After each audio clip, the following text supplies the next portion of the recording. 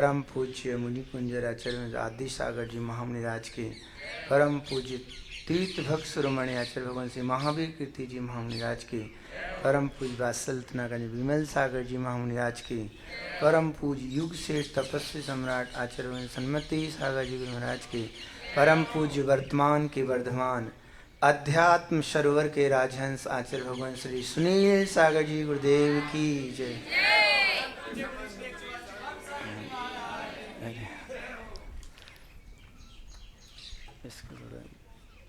बस उपस्थित धर्मिष्णी ही प्यारी प्यारी भव्यात्माओं, हम आज तक अपने चैतन्य वैभव को भूले रहे हैं।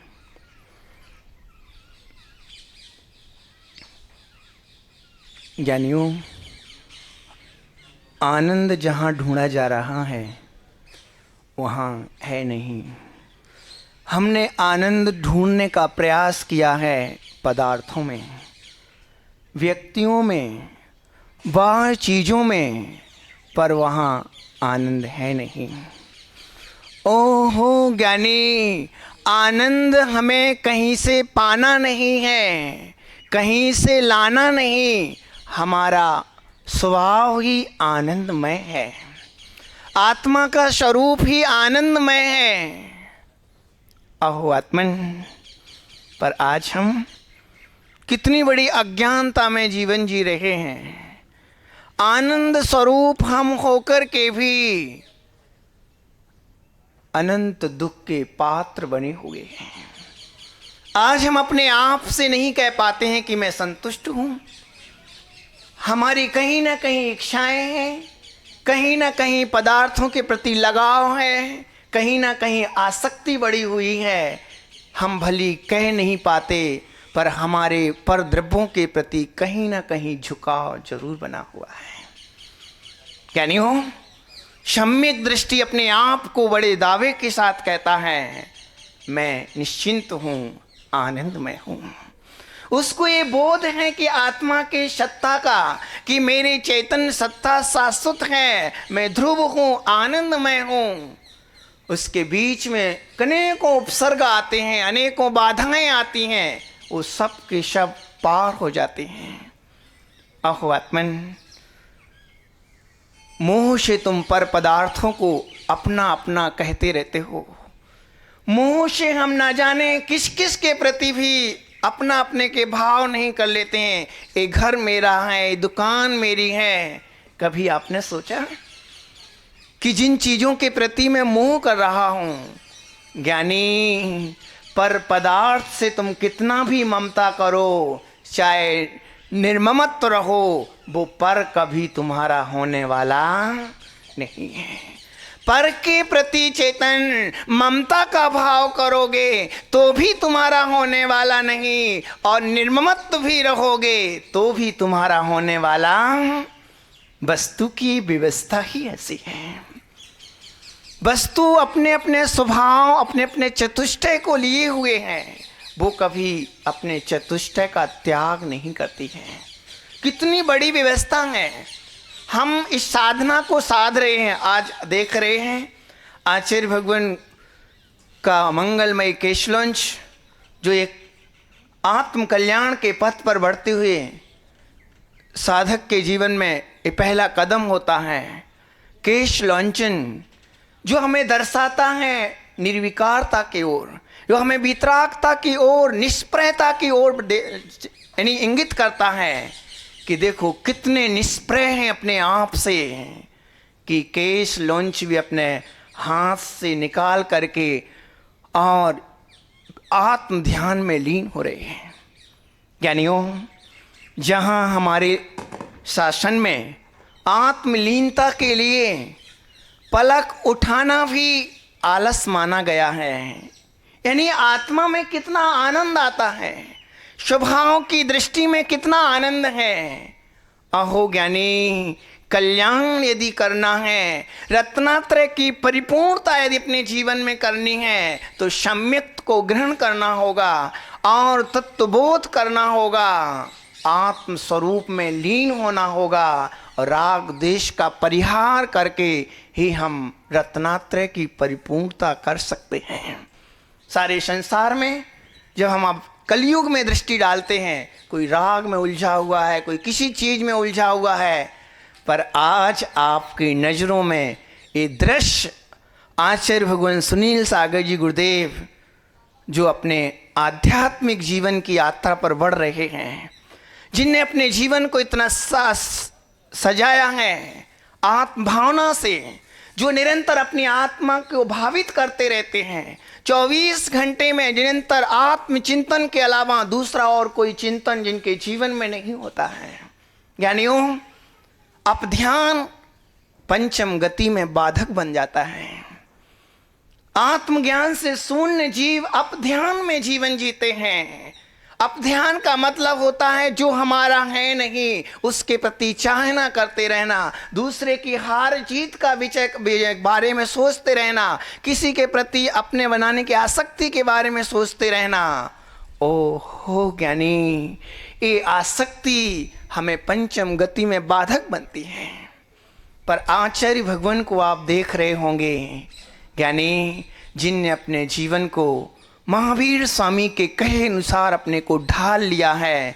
जब भी चिंतन सुनो तो एक चैतन्य स्वरूप हमकी भावनाएं साकार होती नजर आती हैं। पूरा फोकस ज्ञानी उस आत्म तत्व के प्रति है। हमें कितनी जवाबदारी के साथ अपने आप के प्रति समर्पित होना होगा। किसी कैसी भी स्थिति आ जाए, कैसे भी प्रसंग आ जाए, हो सकता है पुण्य का तीव्र उदय आ जाए, उस समय भी अपने आप को संभालना होगा। हो सकता है कि आपके तीव्र पाप का भी उदय आ जाए, तो भी आपको अपने आप को संभालना होगा। यानी इस क्षमता के पुंज हैं। उस क्षमता कैसे आई है?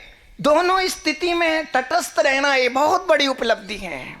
अनुकूलता आ जाना हम खुश हो जाते हैं और विपरीतता आ जाना हम इतने आकुलित हो जाते हैं, मेरे जैसा और कोई दुखी होगा ही नहीं। यानी ऐसी कौन सी आत्माराधना इनके हैं, ऐसी कौन से अपने तत्व को इन्हें लक्ष्य में लिया है कि जो हर समय समता में है। ओहो शुकमांगल मुनि को देखा होगा ज्ञानी, आत्मलीनता की कितनी बड़ा ज्वलंत उदाहरण, कितना मार्मिक। श्यालनी 3 दिन तक उनके पैर का भक्षण कर रही है, फिर भी वो आंखें उठा करके नहीं देख रहे हैं। वो चाहते ना आंख को खोल करके देखते तेजी से तो श्यालनी को भगा सकते थे, पर श्यालनी को भगाने का मन क्यों नहीं हुआ? अरे भाई इतना तकलीफ सहन कर रहे हैं, इतना परिचय सहन कर रहे हैं, इससे अपेक्षा तो आंख दिखा देते तो श्यालनी भाग जाती। पर चैतन्य जिनको आत्मा का रस आने लगा, हो जिनको ज्ञानी आत्मा का रस आने लगा, उनको श्यालनी का उपसर्ग नजर नहीं आ रहा है, उनको पलक उठाने में भी मैं आलस आ रहा है। वर्तमान का जो आत्मिक आनंद है और भविष्य की कल्पना में कौन जाए। ज्ञानियों, सुकमाल मुनि ने घर छोड़ दिया। कई लोग बोलने लगे ये तो कुछ घर के काम नहीं सदे तो छोड़ के आ गए हैं, इनके कर्तव्य हैं। ज्ञानी, ये तो सहन घर छोड़ करके क्यों आए? लोग कुछ का कुछ भी बोलने लगते हैं। आपने देखा होगा जब घर छोड़ने के बाद आप दीक्षा लेने की ओर जाते तो कई लोग अपनी अपनी मनसा प्रकट करते हैं। इनसे काम नहीं हुआ तो भाग गए, भगोड़े हो गए, या कुछ बोल दिया, कुछ भी अपने जो मन में आया, जो उसकी दृष्टिकोण से वो देख रहा है उस दृष्टि से अपने बोल देते हैं। ज्ञानी, ओ हो इनको शुद्धात्म तत्व का परिचय हो गया है। वस्तु तत्व का बोध हुआ है, तत्व निर्णय किया है कि मेरी आत्मा सत स्वभावी है।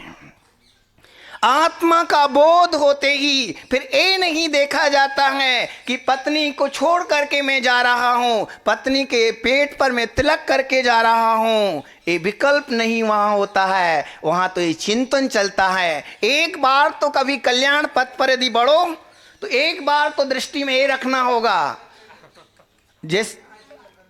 जैसे आचार्य भगवान कह रहे थे एक दिन, कल भी कह रहे थे प्रवचन में, कि एक बार तो हमें ये छोड़ देना चाहिए, जो होना है सो होता रहेगा।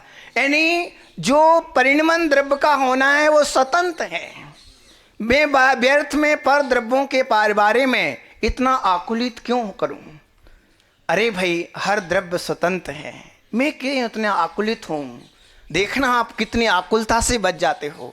दीक्षा जो लेने वाले हैं या जो दीक्षा ले चुके हैं, उनको देखना इस चिंतन के आधार पर कितना आनंद आता है। ज्ञानियों, ये जैन दर्शन भगवान बनने का दर्शन है। तो हमें पदार्थ से मोह नहीं करना है। मोह की वजह से ध्यान रखना, चेतन आचार्य भगवान अपने उपदेशों में यही बोलते हैं कि कोई पदार्थ कभी भी तुम्हारा होने वाला नहीं है। वो परिणमन अपना कर रहा है, वो टूटेगा, मिटेगा, बनेगा, कुछ भी परिणमन करता रहेगा, पर ज्ञानी त्रिकाल में भी तुम्हारा मोह उससे होगा तो भी वो पदार्थ संभलने वाला नहीं। जो उसका परिणमन है वही होके रहता है। हम व्यर्थ में पर पदार्थों से मोह करते हैं। जिन धर्म में हम आचार्य भगवान ने प्रवचन सार जी में 80 नंबर की कारिका बताई है, जो जानदि अप्पाणम, जो आत्मा को जानता है, यानी आत्मा के द्रव्य गुण पर्यायों को जानता है। बहुत बड़ा मार्मिक उपदेश है इसमें। आप दर्शन करते हो जिनेंद्र भगवान के, किस विधि से करते हो? अभी में सामान्य व्यक्तियों की बात करें तो बस एक औपचारिकता निभा लेते हैं, फटाफट नमोस्तु आगे बढ़े, कुछ भी चढ़ा दिया, निकलते बने। पर वास्तव में जो ज्ञानी जन होते हैं, उनका दर्शन का दृष्टिकोण एक अलग ही होता है। उनके भगवान के दर्शन का नजरिया कुछ अलग ही होता है। उनका दर्शन एक आत्मदर्शन के लिए होता है। वो सोचते हैं अनंत भगवान के द्रव्य गुण पर्याय, हे प्रभु, ओ हो ज्ञानी, भगवान में और तुम्हारे में पर्याय का अंतर है, पर्याय का अंतर आ गया है। पर भगवान की अतिशयुक्त भक्ति करने से, द्रव्य गुण पर्यायों पर चिंतन करने से ये पर्याय का भी अंतर मिट जाया करता है। कितना बड़ा पर्याय का अंतर है कि हम राग देश वाली पर्याय से युक्त हैं, वो शुद्ध रूप में है। अहो प्रग, हमें उस सच्चे भाव को ही जानना है। भगवान और गुरु भगवान हमें सबसे बड़ी प्रेरणा हमें अंतर्मुख होने की ही देते हैं। अंतर्मुख हम आज तक बने नहीं। बहिर्मुखता का इतना हमारे ऊपर संस्कार पड़ गए हैं कि हम अंतर्मुख होने को गलत मानते हैं। क्या मानते हैं? अभी कोई दीक्षा लेता है तो अभी रास्ते में कल बोल रहा था, महाराज जी मैं नियम लिए तो दादी बोलती है खा ले रात को ही खा। अरे भाई ज्ञानी, वो जीव ही ऐसे हैं। तो ये राग में जीव कितना अनर्थ कर बैठता है। संस्कार वो ही विभागों के पड़े हैं। स्वभाव में रहने वाला व्यक्ति उसको चुभता है, उसको बड़ा कठिन महसूस होता है। जो सबसे ज़्यादा सरल है, यानी सबसे ज़्यादा इजी कार्य आपकी दृष्टि में, सबसे ज़्यादा सरल काम वो हम बहुत कठिन महसूस कर रहे हैं, और जो सबसे ज़्यादा कठिन है वह हम सरल महसूस कर रहे हैं। कषाय करना, विकार करना, पर पदार्थों की ओर आकर्षित होना, ये तो ज्ञानी कठिन है, बहुत कठिन है। आपको किसी को के प्रति बुरा सोचना है, यानी किसी का हित करना है, तो आपको अपने आप को कितना बिगाड़ना होगा। पहले तो अपने आप को कषायों से भरना होगा, मायाचारी से भरना होगा, विकारों से भरना होगा, संक्लेशित होना होता है, फिर कहीं तुम दूसरे के प्रति गलत सोच पाते हो।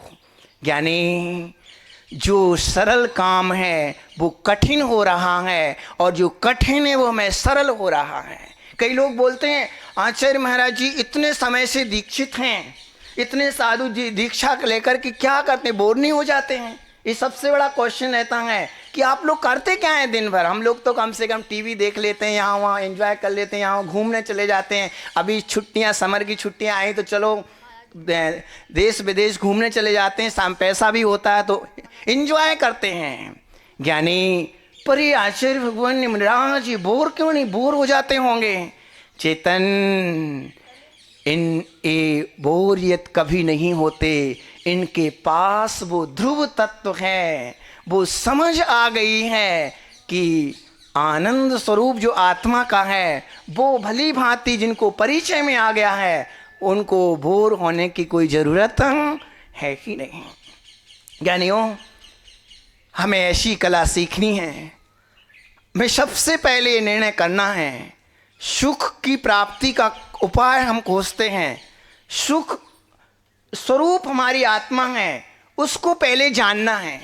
कई लोग कल्याण करने तो चले पर आत्मा का ख्याल ही नहीं, कल्याण करने चले, वातावरण भी बना लिया पर जिसका कल्याण करना है उसको जानते ही नहीं अभी मैं कौन हूँ। अभी कोई गाली दे देना तो 4 गालियाँ सुनाना शुरू कर देते हैं। इसका मतलब अरे भाई जो तुम हो वो तो इसका मतलब तुमने अभी जाना, अभी तो तुमने अपने आप को मान लिया मैं मनुष्य हूँ, मैं गोरा हूँ, मैं काला हूँ, मैं पीला हूँ। ओ हो ज्ञानी, जब तक के पर्याय बुद्धि के संस्कार रहेंगे, मैं गोरा हूँ, मैं काला हूँ, मैं पीला हूँ, मैं पैसे वाला हूँ, मैं धनवान हूँ, मैं स्त्री हूँ, मैं पुरुष हूँ, ये सब ज्ञानी कचड़ा है। कचड़े का समझने जो प्रयोजन भूत कुछ भी नहीं इसमें है, पर जो परम शुद्ध चैतन्य स्वरूप की दृष्टि ये हमारी कल्याणकारी है।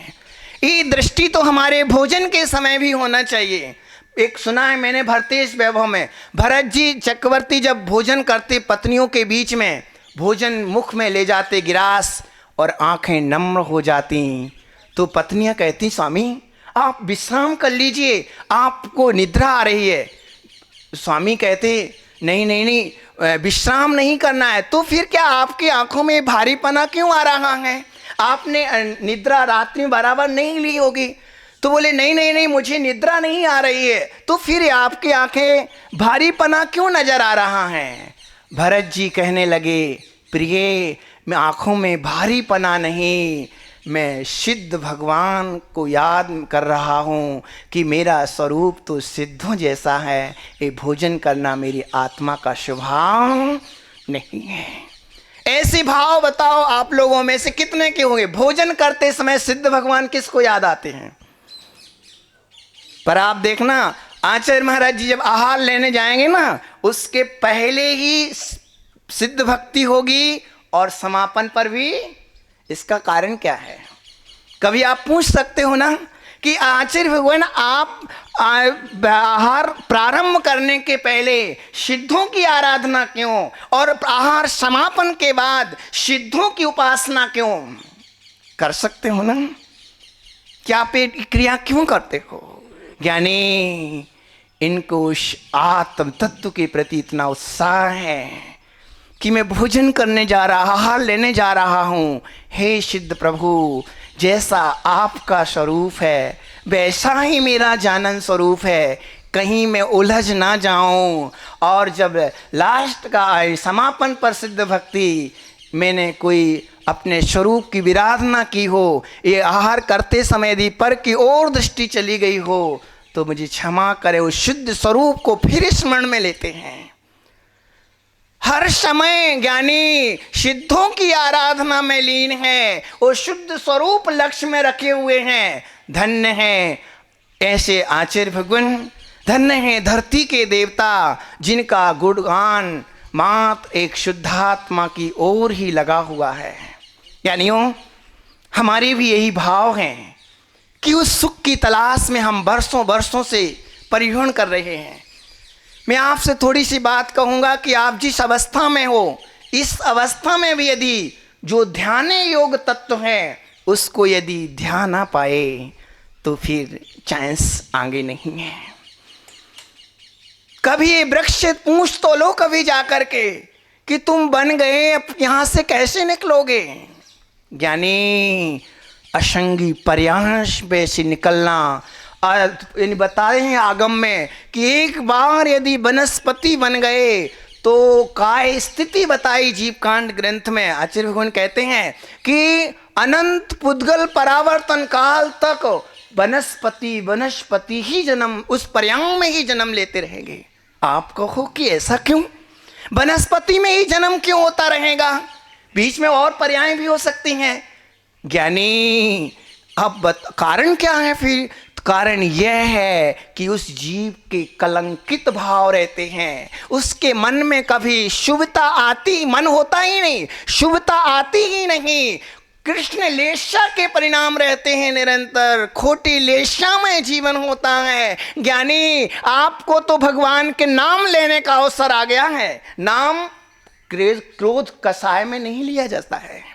आप कभी भगवान की स्तुति करना आप कृष्ण लेशा में नहीं कर सकते हो, क्योंकि वहां दया नहीं होती है, वहां भगवान के प्रति अनुराग नहीं होता है।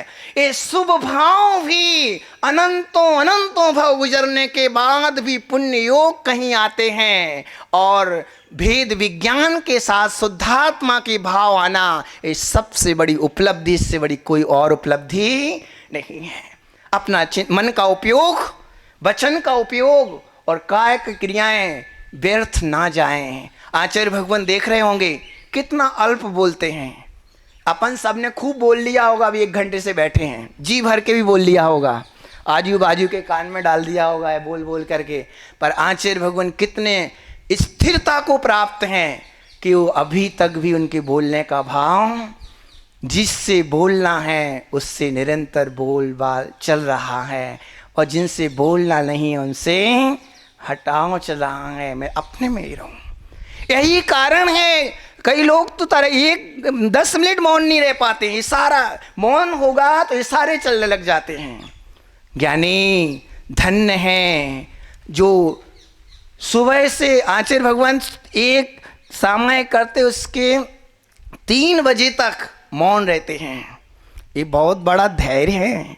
ये धैर्य ऐसे नहीं आता है। बोलने की इच्छा रहती है लोगों की, मैं बोल लूँ, बात कर लूँ, मिल लूँ, कैसा भी हो, कैसे भी चर्चा कर लूँ, फिजूल की बातें कर लूँ, कुछ भी तो करूँ, पर ज्ञानी बोलने का मन ही नहीं हो रहा है। इसके प्रति कारण क्या है? जिनने जाना है जिससे मुझे बोलना है वो तो दिखाई नहीं देता, और जो दिखाई देता है वो मैं नहीं हूँ, तो अब बोलूँ किससे? वही चिंतन मौन होने के लिए प्रेरणा दे देता है। और ऐसा नहीं कि बोलना भी फिर महत्वपूर्ण बोलने का, सारभूत, जो वास्तव में दूसरे के लिए हितकारी हो, अंतर्मुख मुद्रा जिनकी बन जाए उपदेश से, निज आत्मा की रुचि पैदा हो जाए, वही बोलना। ज्ञानियों, हमें भी वो शिक्षा लेना है कि व्यर्थ का बकवास हमारे जीवन से ना हो, व्यर्थ की बाचाल, जिससे कई बार आचार्य भगवान व्यवहारिक ज्ञान भी बहुत मार्मिक देते हैं कि बोलना भी हमारा मार्मिक होना चाहिए। बोलने से हमारे परिवार टूट जाते हैं, कई बार हम कुछ बोल जाते हैं। ध्यान रखना, जो शब्द बोला है वो एक समय के बाद अदृश्य हो जाता है, नष्ट हो जाता, पर्याय बदल जाती है। सिर्फ तुम्हारी जो बोल गए भाव उसको चुभते रहते हैं। तो क्यों ना हम वो तत्व की बातें करें। आज जो भी यहाँ आचार्य भगवान की बगिया में आत्म साधना कर रहे हैं, वो अपने आप में एक संतुष्टता के साथ रह रहे हैं। कई लोग दर्शन करने के लिए दूर दूर से आते हैं। क्यों? हम भी तो उस आनंद का लाभ लें जो आनंद इस भौतिकता में लिया जा रहा है, जो चकाचौंध में लोग राग रंग में लीन हैं। ज्ञानियों, हमें इस महिमा को जानना है, इस तत्व को जानना है, जिसके जानने के बाद कोई जानना शेष नहीं रहा, जिसके जानने पर सारी विकार विषमताएं खत्म हो जाती हैं। एक आत्म तत्व की अनुभूति के सामने सारी भौतिक भोगों की अनुभूति निस्सार हो जाया करती हैं। ज्ञानी, जब आत्मबोध होगा तो विभावों से अपने आप में कटाव होता चला जाएगा। विभावों के प्रति मन होगा ही नहीं, बोझ लगेगा। हमारे यहाँ आचार्य मैं बताए भगवान कहते हैं कि हम आंखें उठाने के, पलक उठाने के लिए में आलस करते हैं। पलक उठाना भी आलस माना गया है। आलस का मतलब उनको थकान आती, उपयोग बाहर क्यों ले जाऊं, बाहर मेरा कुछ है ही नहीं है, जो है अंतर जगत में मेरा मेरे पास ही है। इतने अंतर्मुख मुद्रा। ओ हो। ज्ञानी अब प्रभावों से भिन्न अनुभव करके चित स्वभाव की ओर दृष्टि दे करके, आज तक हम चित स्वभाव की दृष्टि नहीं दी। तुमने खूब सामग्री एकत्रित कर ली। मैं आज थोड़ी सी बात कह रहा हूं, आपने खूब सामग्री एकत्रित कर ली, आपने गाड़ी जोड़ी, आपने शादी भी की, दुकान भी कर ली, परिजनों को भी जोड़ लिया, पुण्य उदय से सारी सुविधाएं आपने जुटा ली, पर आप उनमें सोचना जो सामग्री संग्रहित की है उसमें यदि चिद की अनुभूति हो तो वहां रुक जाना। ज्ञानी, जो तुमने सामग्री संग्रहित की है, भौतिक चीजें संग्रहित की हैं, जो तुमने अपनी प्रशंसा के लिए संसारी लोगों को जुटाया है, जो नाना प्रकार की सुविधाएं एकत्रित की हैं, उनमें विचार करना। चिद की यदि अनुभूति है तो वहां रुक जाना, और चिद की अनुभूति नहीं है तो सामग्री से थोड़ी और हट जाना।